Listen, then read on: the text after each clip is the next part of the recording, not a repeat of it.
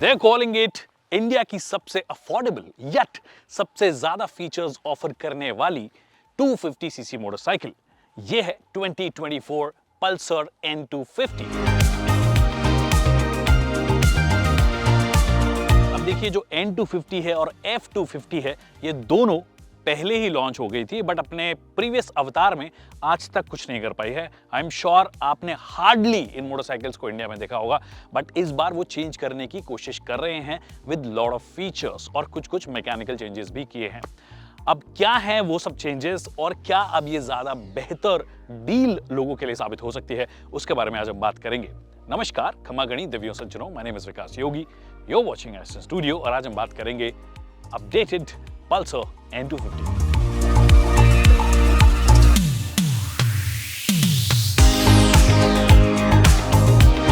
सर्वप्रथम कीमत, रोकड़ा, रुपया, विटामिन एम कितना आपको लगाना पड़ेगा इस मोटरसाइकिल को लेने के लिए। देखिए, 1,50,000 से थोड़ी सी ऊपर है, एग्जैक्ट प्राइस यहां पे आ जाएगी, एक शोरूम प्राइस है। अब अगर आप पुरानी प्राइस को देखोगे तो एग्जैक्टली वो भी इतने पे ही आ रही थी जब रीसेंट जो अपडेटेड प्राइसेस वगैरह हमने देखी थी। तो प्राइस में एक्चुअली कोई चेंज नहीं है। तो प्राइस में चेंज नहीं किया तो क्या सामान में चेंज किया है, ऐसा ही ये कुछ ऐसा बोल रहे हैं। और उसमें सबसे पहले जो पहली चीज आपको देखते नजर आएगी वो है कि भैया ये जो ग्राफिक्स वगैरह है ना, ये थोड़े से नए हो गए हैं इसके। फिर अगर आप व्हाइट कलर और रेड कलर लेते हो तो आपको गोल्डन फोक्स मिलते हैं, मतलब गोल्डन यूएसडी फोक्स मिलते हैं, पहली बार यूज किए हैं।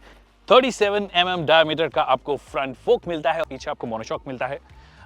डिस्क ब्रेक जो है पहले भी मिलते थे, अभी भी मिलते हैं, डुअल चैनल एबीएस पहले भी मिलते हैं, अभी मिलते हैं। फ्रंट में 300 mm का डिस्क ब्रेक है, पीछे 230 mm का डिस्क ब्रेक आपको मिलता है। और व्हील बेस जो है चाहे मामूली ही सही 9 mm कम हुआ है, पर ये जो चेंजेस किए गए हैं, जैसे कि पीछे का टायर साइज जो है वो बढ़ गया है, प्रोफाइल जो है थोड़ा सा चौड़ा हो गया है बेसिकली, उस वजह से इस गाड़ी का वेट जो है वो 2 किलो बढ़ गया है। पर इंजन की जब बात करते हो तो इंजन में कोई चेंज नहीं हुआ है। तो मैंने जब कहा मैकेनिकल चेंजेस हुए हैं, तो मैकेनिकल चेंजेस एक्चुअली यहीं पे हो जाते हैं। अगर पावर टू वेट रेशियो और टॉर्क टू वेट रेशियो की बात करोगे तो ऑटोमेटिकली ड्रॉप हो जाएंगे। फिर सस्पेंशन में चेंज हुआ है तो वो भी एक मैकेनिकल चेंज है, जो कि ऑफ कोर्स आपकी ओवरऑल डायनामिक्स को कई बार चेंज कर देता है। फिर टायर साइज जो है वो ब्रॉड हुआ है तो वो भी चेंज कर देता है, बट ये सब चीजों की बात जब परफॉर्मेंस में हम करेंगे तब करेंगे। पर मोटे मोटे तौर पर ऐसा नहीं है देखने में कि आपको लगे पहली बार में कि भैया बहुत ही बड़ा चेंज हो गया, ऐसा नहीं है। अभी भी वैसे डिजाइन वाइज एक्चुअली ये अच्छी ही लगती है। N160 जो आती है वो ही डिजाइन लैंग्वेज हमने देखी है, यहाँ पर भी पहले N160 आई थी, सेम ये है। अब देखिए, एबीएस तो पहले भी आता था, डुअल चैनल एबीएस, बट अब मोड्स आ गई। यहाँ पे जब ध्यान दीजिएगा, अभी रोड पे है, डिफॉल्ट रोड पे रहेगा, बट 2 बार इसको प्रेस करोगे इस बटन को, यहाँ पे एक बटन दिया गया है, रेन में आ जाएगा। बट अगर आपको और ज्यादा, जैसे खराब रास्ते पे जा रहे हो आप, 2 बार टैप कीजिए, ऑफ रोड मोड में आ गया। इसका मतलब ये नहीं है कि एबीएस कंप्लीटली ऑफ हो गया है, एबीएस का इंट्रूजन अभी भी होगा, बट सबसे कम होगा, जिससे कि आप अगर खराब रास्तों पे लेके जा रहे हो तो इसको चला पाओ। वैसे खराब रास्तों के हिसाब से मोटरसाइकिल बनी नहीं है, बट ऑफ रोड मोड में अगर आप रख लोगे बीबीएस को तो इंट्रूजन कम होगा, तो आप ज्यादा बेहतर तरीके से चीजों को हैंडल कर पाओगे। एक और चीज हुई है इस बार, और वो है ट्रैक्शन कंट्रोल। ऑफ रोड में आ गए हैं, मैं एक बार दबाऊंगा, यहाँ पे देख रहे हो MTC on, EC set, TC set, मतलब ट्रैक्शन कंट्रोल सेट कर सकते हो। अभी एमटीसी ऑन है, मैं इसको लॉन्ग प्रेस जब इस बटन को करता हूँ, की प्रेस एंड देन इट से रिलीज, मैंने रिलीज कर दिया, एमटीसी ऑफ हो गया है। तो अगर एमटीसी ऑफ करना हो, मतलब ट्रैक्शन कंट्रोल को ऑफ करना हो तो आप ऑफ कर सकते हो। बट अगेन, ट्रैक्शन कंट्रोल क्या अभी भी इंट्रूड होता है या कंप्लीटली ऑफ हो जाता है, वो देखने वाली बात होगी। बट उसके लिए अगेन मुझे खराब रास्तों पे जाना पड़ेगा, जो कि आज मैं नहीं जा रहा हूं, बट ये फीचर आपको दे दिया गया है।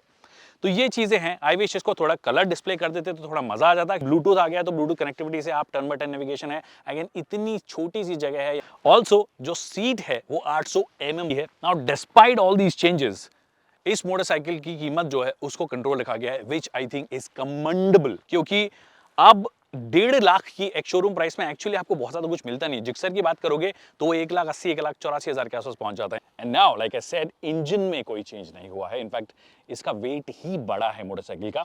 पर पावर और फिगर्स की अगर आप बात करोगे तो ऐसा नहीं है कि सेगमेंट में सबसे पावरफुल ये है। पावर जो है जिक्सर की अभी भी इससे ज्यादा है। ये 24.5 bhp आपको देती है और 21.5 न्यूटन मीटर्स के आसपास का टॉर्क देती है, 21.22 Nm का। Now for a regular guy it shouldn't be, ऐसा नहीं होना चाहिए, ऐसा नहीं होगा कि आपको बहुत कम पावर लगेगी, ठीक ठाक पावर आपको लगेगी अगर आप शहर में चलाते हो। और जो टॉर्क की अवेलेबिलिटी या पावर की अवेलेबिलिटी है वो बहुत ही कम आरपीएम पे आने लग जाती है, लगभग 3000 आरपीएम के आसपास आपको अच्छी खासी पावर मिलने लग जाती है, close to 80%। Now with that this motorcycle is pretty tractable on regular roads, और वो पहले भी मुझे एक्चुअली कोई शिकायत थी नहीं कि कम ट्रैक्टेबल है। बार बार गियर चेंजेस डेफिनेटली नहीं करने पड़ेंगे, बट हाँ, एक मोटरसाइकिल जो अच्छी खासी अफोर्डेबल हो, अच्छे खासे फीचर्स के साथ में आती हो और बहुत कम पावर भी ना हो।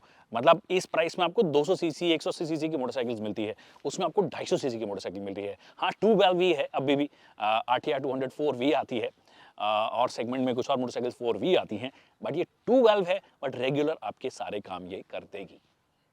That's it people in this video. इस मोटरसाइकिल के बारे में जो भी चेंजेस हैं मैंने आपको बता दिए हैं।